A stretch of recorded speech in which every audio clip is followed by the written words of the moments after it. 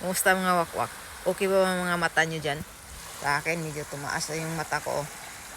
Yung ugat ng mata ko ay lumalaki na. So, hayaan nyo lang yan. Ugat lang yan. Ano lang yan. Sa kakasilpon kasi yan. Nag-EML. At nanood ng mga video ng sa mga video-video dyan. Mga live. So, ngayon, diretso na tayo sa ating punto, no? Na ang thumbnail natin dyan ay ano ang gagawin sa mga kayamanan ni Dave, na ang dami-dami pala niyang pera at ang dami pala niyang mga alahas. Napakaswerte talaga ni Dave, ni Kotong Dave, na ang dami-dami talaga niyang mga alahas. At ako, wala talaga akong isang alahas, no? So, napakaswerte talaga niya. Dahil simula sa loob ng 5 years, ganun kadami ang pera niya at ganun kadami ang mga alahas niya. Mga magagandang damit, magagandang sapatos. Napakaswerte talaga niya. Kaso lang, sumanib yung mga wakwak sa kanya. Pero, sabi nga, kung gaano kadami yung sumusuporta sa kanya at nagmamahal sa kanya noon, ganun din kadami ang nagagalit sa kanya ngayon. So, para sa akin, hindi naman siguro ganun din kadami. Pero, meron man mga galit, mga sumanib sa kanya, pero kunti lang yon. Mga 7% lang siguro yung mga wakwak na sumanib sa utak at sa puso ni Dave, yung mga naglason sa kanya. Mga kunti lang yun, mga 7% lang yun. So, siguro mga 7% lang yung mga konsentidor na mga wakwak na sumanib sa kanya. So, ngayon, ang tanong doon, kung ano ang gagawin sa mga kayamanan niya. Since halimbawa ako yung isang sponsor, no, tapos nabigo ako, so ang masasabi ko doon, yung mga pera na nabigay ko sa kanya, ibigay na lang yun sa sa charity vlog ni Tatay Ram. Na lang yun doon, iambag na lang yun doon, dahil binigo naman tayo. Kung ako lang yun, sa opinion ko lang, dahil kailangan man nila ng opinion kung ano ang gagawin. So, ako, sa opinion ko lang, ibigay ko yun sa mga iambag ko na lang doon sa charity vlog ni Tatay Ram, dahil marami man talagang mga needed na mga tao ngayon sa hirap ng panahon. Pero, meron talagang mga tao na nangangailangan, needed talaga. So, ayun, yung mga alahas, mga binta yun, ibigay sa mga mga needed para mapakinabangan, dahil galing din naman yun sa mga sponsor, no? Dahil galing yun sa mga taong naniniwala sa kanya at nagmamahal sa kanya. Dahil nagkaroon lang naman siya ng ganun, dahil nakikita ng mga tao man talaga na kung gaano siya pinahalagahan ni Tatay Ram doon sa bahay nila, kung paano siya minahal. Kaya minahal din siya ng mga tao, no?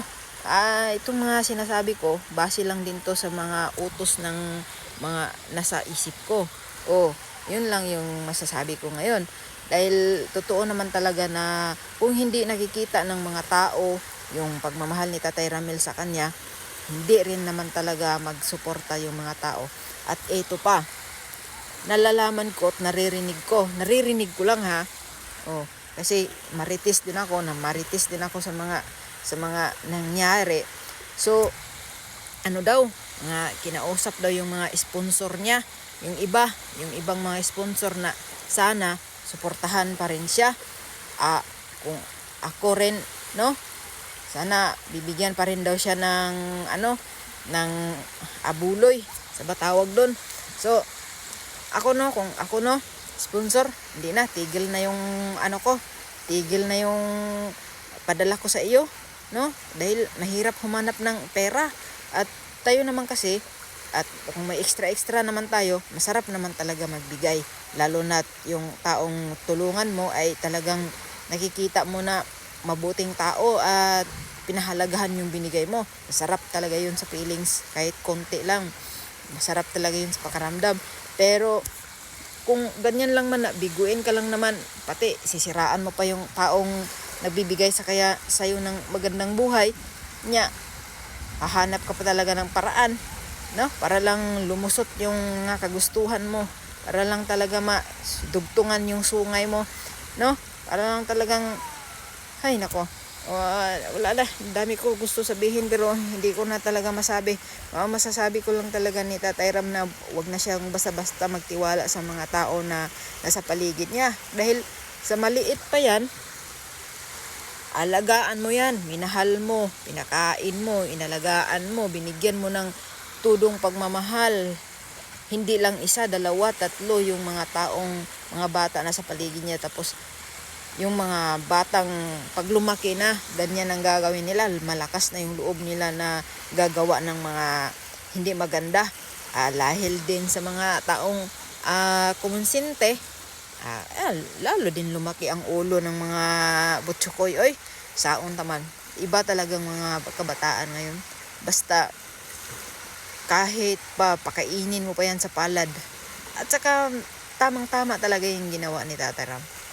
Okay naman yung sinabi talaga niya na dati, syempre, binibibi nila dahil para man lang makabawi sa mga panahon na naramdaman yan, yung parang walang nagmamahal sa kanya, yung walang magulang na maalalay sa kanya. Gusto lang ni Tatay Ram na maramdaman yun ni Dave, yung pagtitimpla ka ng kape, patutulugin ka sa magarang kwarto, yung pakainin ka ng mga masasarap, bibigyan, saan ba siya natuto ng pagdadrive, yung mga, basta, yung lahat ng mga tutunan niya, ang dami-dami niyang natutunan doon kay Tatay Ram na akala talaga natin ay papasok talaga yun ng na sa puso at sa isip niya, sa damdamin. Dito talaga yun, importante yun sa damdamin talaga. Hindi talaga yun basta-basta mawala kung nasa damdamin talaga. Pero sa tingin ko talaga mahina talaga yung karakas ng puso niya dahil nadala siya sa mga pinasanib niya yung mga wakwak. Tapos, alam mo yung iisipin ko lang stress talaga si tatay kay biro mo ba naman yung pagmamahal sa kanya. Kaya naman talaga humagulhol talaga siya. Ang hirap talaga yung magbuhos ka ng pagmamahal ba tapos biguin ka. Sobrang sakit yun talaga. Yung talagang hindi mo alam mo yun, yung parang natabunan ka ng yung mundo tapos sisiraan ka pa. Para saan yung pagpapanira mo, Dave? Yung okay na lang yung okay na lang yung umalis ka na lang, no? Yung alis ka na. Hindi mo na lang sana siniraan. Pero kaso, meron kasing mga wakwak na nagsulsul kasi gumawa ng script. Talaga, gumawa ng mga script ang mga wakwak para basahin ni Dave doon sa statement niya. Ay, maniwala kayo sa hindi. Scripted yung niya.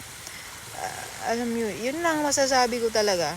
Ibang-iba talagang ngayon, mga bata ngayon. Kaya tayong mga magulang relate tayo sa naranasan ngayon ni tatay talaga. Sobrang talaga si tatay. Touch na talaga. Alam mo yung makikita mo naman talaga yung magandang puso ng mga manalastas pamilya, the way sila magsalita, no? Pero iwan ko ba, bakit meron talagang mga wakwak, parang politiko lang kasi yan na meron silang gustong makuha, ang gusto nilang gawin, kailangan nila ng gulo. So ito yung wakwak niyo, taas ng liig. So yung mga wakwak dyan na sumanib sa kanya ay gusto ng gulo. Ako gusto ko ng tahimik, kaya dito nag-iisa lang ako dito. Sa bahay kasi dami kasing maingay. So yun lang talagang masasabi ko na si Tatay Ram, wag na siyang basta magtiwala ng mga taong mga inalagaan niya, lalo yung mga bata nandyan pa ngayon na hindi niya kaano-ano kasi mahirap na. So na lang, patuloy na lang yun yung pag-charity vlog, bro. Hindi na lang talaga niya patirahin sa bahay dahil ang mga ahas talaga, patirahin mo sa magandang bahay yung ahas, paglaki tuklawin ka talaga. Ang hirap talaga pag matuklaw ka talaga ng ahas, lahat talaga sisirain. At ewan ko na lang, sana makita pa yung ibang mga alahas kung nasaan yun para maano natin kung gaano ba talaga kadami ang alahas at napakaswerte na, pero nagawa pa rin niyang iwan yung lahat para lang sa kagustuhan niya maging malaya at masunod yung mga gusto niya. So yun lang mga kawakwak, yung init dito para lang talagang kukumustahin ko lang sana kayo. Huwag kayong masyadong magpanood dyan, yung mga mata nyo babay na sa inyong lahat. Mag-iingat po kayo. At magkita-kita lang tayo sa magkita tayo doon sa mga live nila, no? Tapos mag-chat-chat tayo doon, no? Mag-ingay tayo doon sa live ni Tatay Ram. Bye-bye sa inyong lahat.